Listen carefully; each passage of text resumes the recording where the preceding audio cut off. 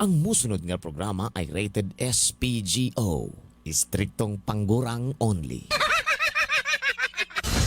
Dear Kuya Totoy o Lola Hubag. Where do I begin?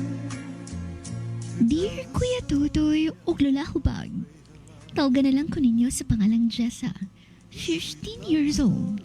I-share ko lang ninyo, kining akong problema, kabahin sa akong kachat. Nga silingan na po namo, si Jake, Kuya Totoy o Lola Hubag.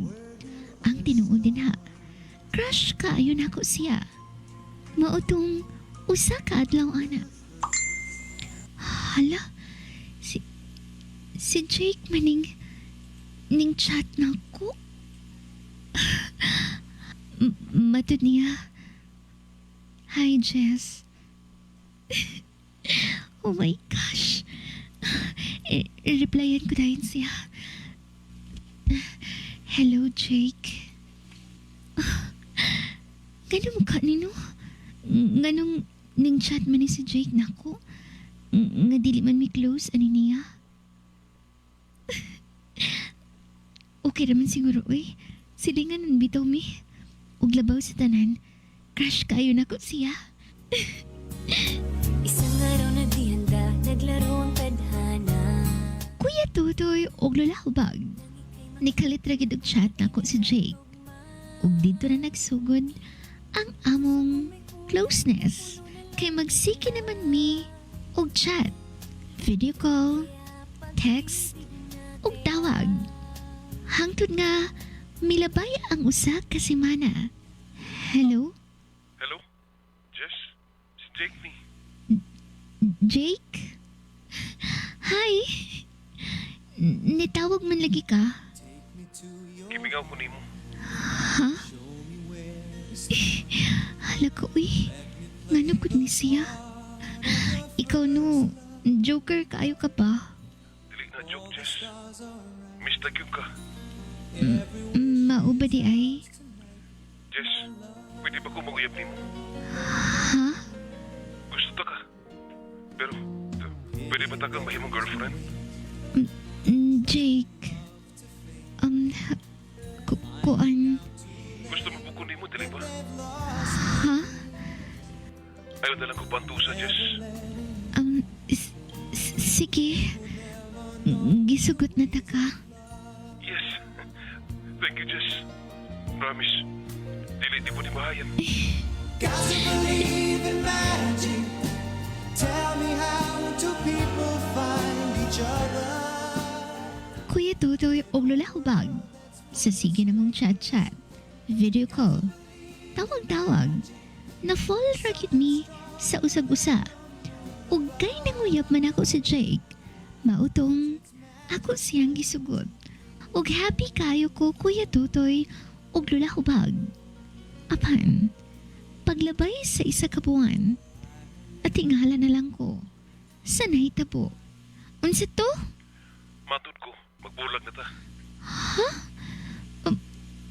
Magbulag ta? Kay nga naman. Basta, mo na akong desisyon. Magbulag na ta. Dili na lang ko ito ba ito relasyon. Hello? Hello? Jake? Hello? Jake? Jake? Lain na sa doy. Kalit raman siya kalami. Tama ba naman ni? Bulagan ako niya nga. Wala man lang siya mahatag na rason. Kakalit po doy. Sakit man kayo. Unsa man day sala na ko. Unsa man. O bakit ba sa piling ko'y lumisan ka? Ano ang nagawa at iiwanan mo na? Kuya Totoy o Lola Hubag. Nakigbuwag yun na ako sa Jake. Ngawapan lang ko masayod kung unsay hinungdan. Sakit kaing hunahunaon. Nagibulagan ka. Ngawa ka man lang paybaw kung unsay rason. Basta, nikalitra siyang pakig-break na ko. Ug human ato. Wala na siya nagparamdam pa. Kuya Totoy o Lola Hubag, unsa may buhaton ko? Palihog, tambagi ko ninyo. Daghan kayong salamat. Magpaabot. Jessa.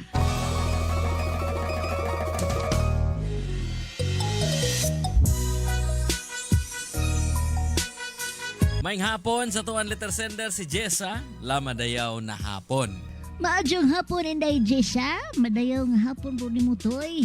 Og ni mo diha labs nga naminaw karon. Hello, kumusta mos? Okay, normal raman na masakitan ka kay niasa ka sa tao nga nahigugma po siya nimo kay syempre nagkauyab gud mo no. O nya walay tarong nga panagbulag, gi-block pa jud ka. Normal na nga masakitan ka. Di ba la? Normal ra gyud na imong gibati day nga na hurt ka day. Kay syempre, ikaw ba naman buwagan? Maskin pa og na siya isulti nga rason. Sangan nga gibuwagan ka, sakit gihapon na. Pero kani masakit ni kay wag ka masayod kung asa siya nabikil, no? Rag may hustisya ba? Muna usahay problema po sa mga lalaki kay hawd kay manguyab, di kabalo og proper closure. Hawd kay mga tikatik, hawd kay mo paasag babae, unya di man lang mananghid nga mubiya na. Di ba la? Yes! Kani imuhang uyab day, kani siya nga matag sa lalaki. Diri-diritso ba, wa siya gahuna-huna ko kung sa imong bation. Pero sa bagay day, kung ikumpara po nimo ni atong mga laki nga, paasa-asahon pa ka, nga naamoy relasyon, unya, tuwa na day siya lain, mas maayo na lang po ni siya day nga iya kang gibuwagan. Gidiretso na kaniya, para usa na lang kasakit. Ano, reminder na sa mga lalaki ha, kung manguyab ganin mong babae, kung giunsan ninyo pag-approach, giunsan ninyo pag-persuade, giunsan ninyo pag-atik-atik, tarungon po ninyo bulag kung di na mo kagagusto. Kung na mo'y plano nga lain, kung di na mo ganahan, ayaw po ninyo i-block na yun, pananghid mong tarong. Para makausap pa mo sa laing babae. Karmahon ganin mo anak, mabalik ganin sa inyo ha, hilak-hilak po mo. Tama, dili baya sa tanang panahon imuhang kalipay. Maus-maus baya na. Makaingon nyo na mga babae og, lost ninyo boys!